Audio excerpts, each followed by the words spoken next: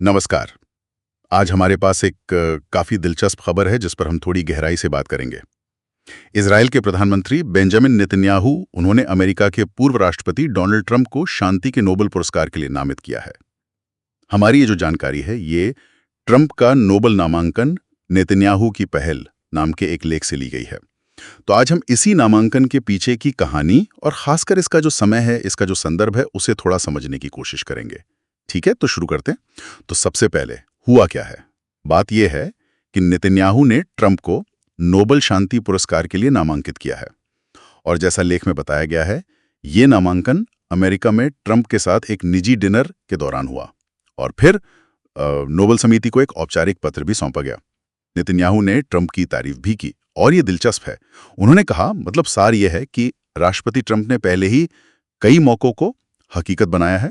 उन्होंने अब्राहम समझौते करवाए, मतलब वो समझौते जिनसे इजराइल और कुछ अरब देशों के रिश्ते सामान्य हुए, यूएई, बहरीन वगैरह। और नेतन्याहू ने आगे कहा कि वो एक के बाद एक देश में शांति ला रहे हैं। ये नोबेल पुरस्कार के लिए एकदम योग्य हैं। इस पर ट्रंप की प्रतिक्रिया भी काफी सीधी थी।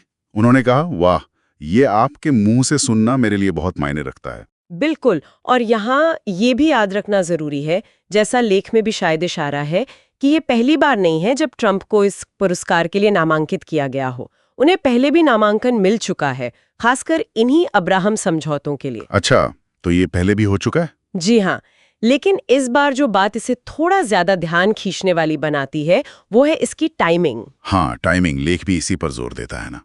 ये नामांकन ठीक उस वक्त आया है जब इजराइल और हमास के बीच गाजा में युद्ध विराम को लेकर बहुत ही नाजुक और अहम बातचीत चल रही है। बिल्कुल सही।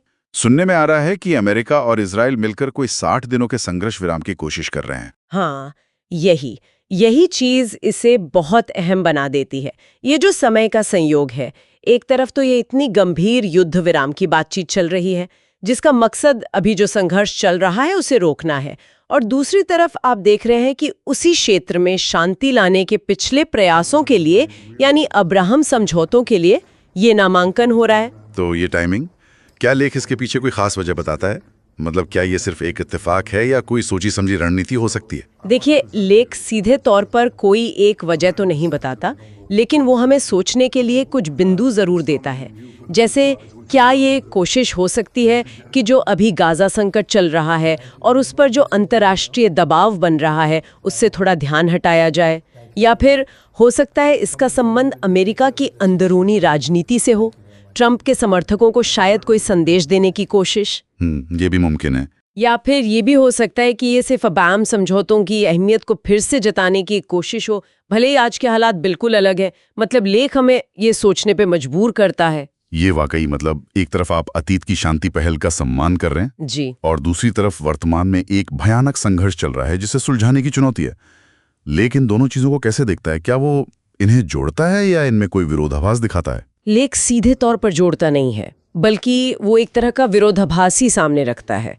वो दिखाता है कि कैसे अंतर्राष्ट्रीय कूटनीति में कई परतें एक साथ चलती हैं। नेतन्याहू का ये कदम अब्राहम समझौतों की कामयाबी को तो दिखाता है, जो ट्रंप के समय की एक बड़ी विदेश नीति उपलब्धि मानी जाती है। हाँ, बिल्कुल। लेकिन साथ ही ये ऐसे समय पर हुआ है जब उसी इलाके में शांति नहीं है और तुरंत समाधान की जरूरत महसूस हो रही है। तो ये स्थिति की जटिलता को ही उजागर करता है। आधार मुख्य रूप से अब्राहम समझौते हैं और ये सब हुआ है